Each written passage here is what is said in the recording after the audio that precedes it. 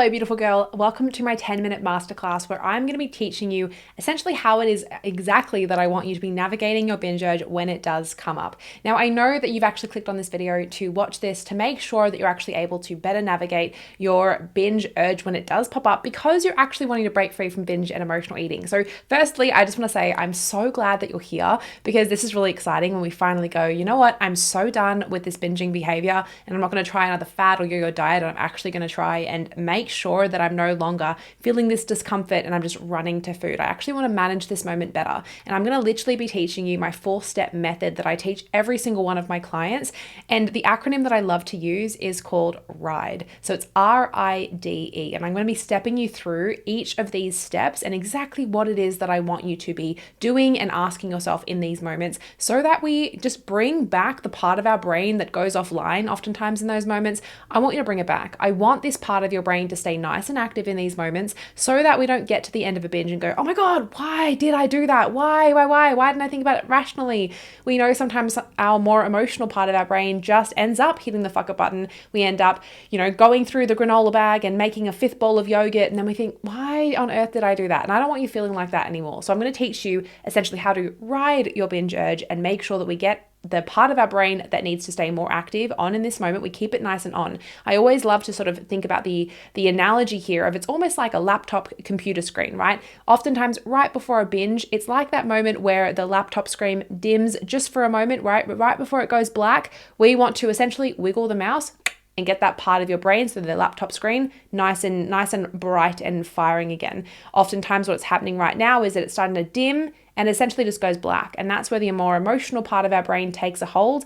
And essentially once we do that, then it's a little bit of, it takes a bit of time, bit of food until that more rational part of our brain comes back to the table. And oftentimes that's after our binge. And then we think, oh my goodness, why did I do that to myself again? I should have taken a moment, taken a breath. And essentially that's exactly what it is that I'm going to be teaching you in this masterclass here now. So in saying that, I want our first part of this acronym is R. So RIDE. R is just recognizing.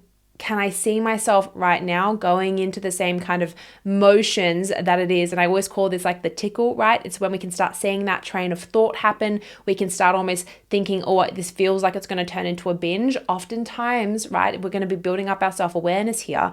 We know that feeling, right? I know that you know that feeling. And I call that the tickle, where it's either a train of thought that sort of begins to happen, where we start planning 5 snacks in advance, or we start planning a binge on the way home from work because we're having a really stressful day with our boss, or the kids are being really frustrating, whatever it might be for you.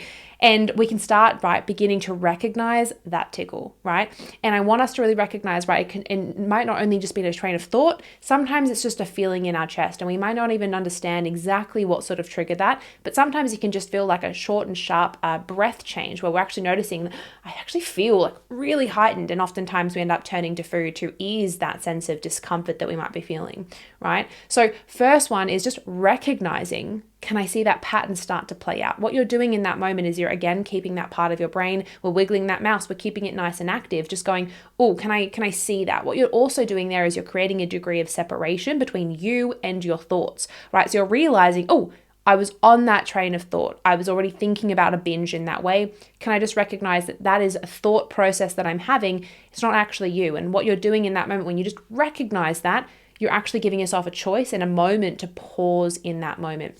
So R is recognize. Now R also stands, so this is part 2 of R, is relax. Now I know this can be a little bit tricky right now because I might be just telling you to relax and you're like, well, Sherry, if I could relax, I would. But I want you to remember when we're focusing on relaxing, it doesn't mean that we're just going to all of a sudden feel incredibly relaxed. I want you to very deliberately to bring in something that helps you relax in this moment, whether that is putting on some music, whether that is getting away from your desk just for a moment, whether that might be getting out of the kitchen, again, just for a moment. We don't need to have this big plans of, I need to stop a binge. I just want you to recognize that we're actually starting to feel that tickle and then focus on relaxing. So actually asking, what is that one thing, that pattern of behavior I'm seeing right now? What is that one thing that just helps bring me back to a sense of calm? Is it calling your partner? Is it going outside and sitting in the sun for 5 minutes? Is it actually just going to get yourself a coffee or is it maybe doing a bit of a journal? For myself, it is about putting on some music and that immediately makes me feel calm. Binge urge or no binge urge, music is my thing. We want to appreciate as well for a lot of people sometimes at nighttime, it might be between dinner and dessert. Maybe the thing that actually helps you recognize and then relax quite quickly might be, I'm just going to go have a shower, get into my change of clothes, get into my PJs, put my fluffy slippers on. And then from there, that's where I'm going to then come back into the kitchen and sort of see how it is that I'm feeling from there, right? So recognize and relax. Now, so the R-I-D-E, the I starts for identify. Can I identify what train of thought I was having? Can I identify what emotional state I'm in? And can I identify how my physical body's feeling right now? So what we've just done, right, and the concept that I coach on and that I speak to with all of my clients is about focusing on our head, our human, and our heart. These are always the three spaces that we want to constantly be navigating so that we're essentially managing our urges from all three sides. A lot of people take a one-pillared approach. They'll just focus on their mindset or just their emotions or just their human or just their nutrition and behaviors.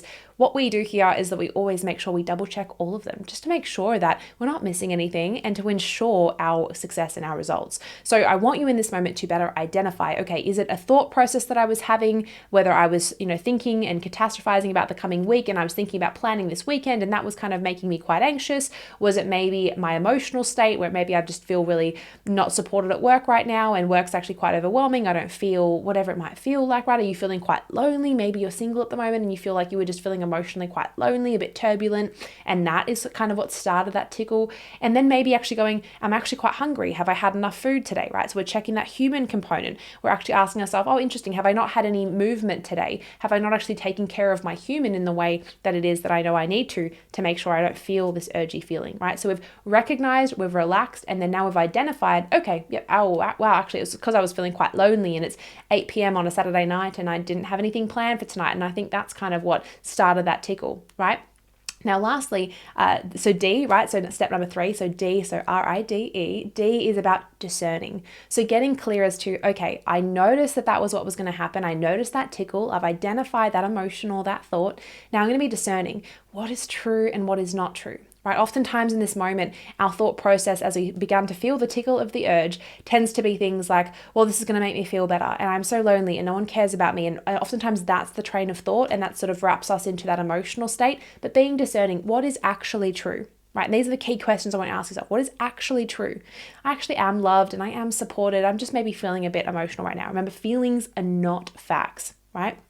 So reminding ourselves in that moment, what is true and what is just the way that I'm feeling? Also asking myself here as well, key question, what is going to make me feel better right now? Because I know right initially the thought might be, well, food's going to make me, but let's just double check. When we actually binge or we emotionally use food, do we actually end up feeling any better than how we were feeling before? Does it actually make us feel any less lonely? Does it actually make us feel any more calm? Oftentimes, and I always say this with my girls, is that it puts a magnifying glass over the initial emotions and the thoughts that we were having before. So if you were feeling anxious before, you're now feeling 10 times more anxious, right? Because we're now thinking about all the anxiety things that we had before, but now we're also having to deal with the ramifications of a binge or emotional eating. So it's just put a magnifying glass over those feelings. If we were feeling lonely and isolated before, we're now feeling 10 times more lonely and isolated, right? So we want to actually come back to that D and go, is this actually true? So the train of thought or the emotional pattern that I was on, is it actually true? And what is going to make me feel my best? Question number 3 here, how can I actually love myself better in this moment? And 4, what is going to make me feel my absolute best right now? The very last one here is E. So R-I-D-E, and E stands for embody. And when we speak to embody, I want you to ask yourself from that final question in D of discernment, the final question there was, and part of that is what is actually going to be the best thing for me right now? How can I love myself through this? So E, when we're embodying the best version of ourselves, it's actually going, what would the best version of myself do right now in this moment? What would she do? Genuinely, what would she do? How would she step forward in this moment? If I was letting go of my past identity as a binge eater or using food in this way, the best version of me that I can think of, that I can visualize, that I'm wanting to become, what would she do? And your job right now in this moment is to step forward as her and practice being her. And I want us to appreciate, as we've actually gone through this acronym, R-I-D-E, what you've done, right, as we were saying earlier, you've wiggled the mouse of that part of your brain, which is called our prefrontal cortex, and you've made sure that you've remained much more rational, right? We've allowed ourselves to feel however it is that we're feeling. We're feeling that urge. We're riding that urge, right? We're not trying to push it away and get it to, leave, or we're not trying to white knuckle our way through. We're actually just noticing it.